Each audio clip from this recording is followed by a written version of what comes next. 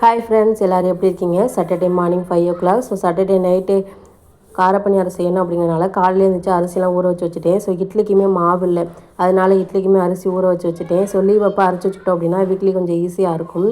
இதுக்கப்புறம் நான் கோதுமை மாவு எடுத்துக்கிட்டேன், ஏன்னா ஆலு பரோட்டா மார்னிங் செய்யலாம் அப்படிங்கிறதுக்காக.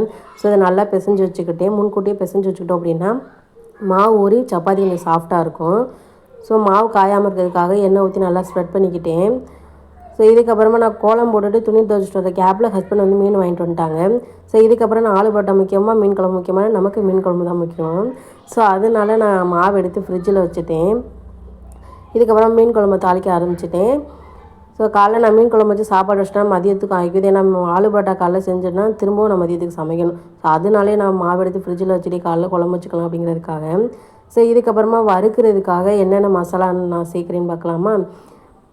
மஞ்சத்தூள், மிளகாத்தூள், மல்லித்தூள், கார்ன்ஃப்ளவர் மாவு, இஞ்சி பூண்டு பேஸ்ட்டு, தேவையான அளவு உப்பு, இவ்வளோ தான் நான் சேர்ப்பேன். ஸோ லெமன் இருந்தால் சேர்த்துக்குவேன். இன்றைக்கி லெமன் இல்லை, அதனால் சேர்க்கலை.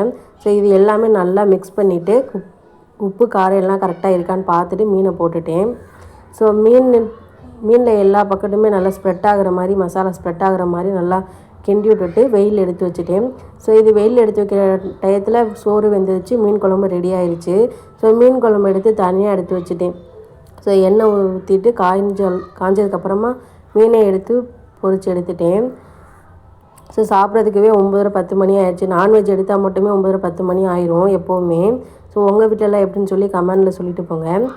ஸோ சாப்பிட்டதுக்கப்புறமா காலையில் ஊற வச்சிருந்த அரிசி இருந்துச்சுல, ஸோ அது 10:30 ஆயிடுச்சு டைம் சாப்பிட்டு எந்திரிக்கவே.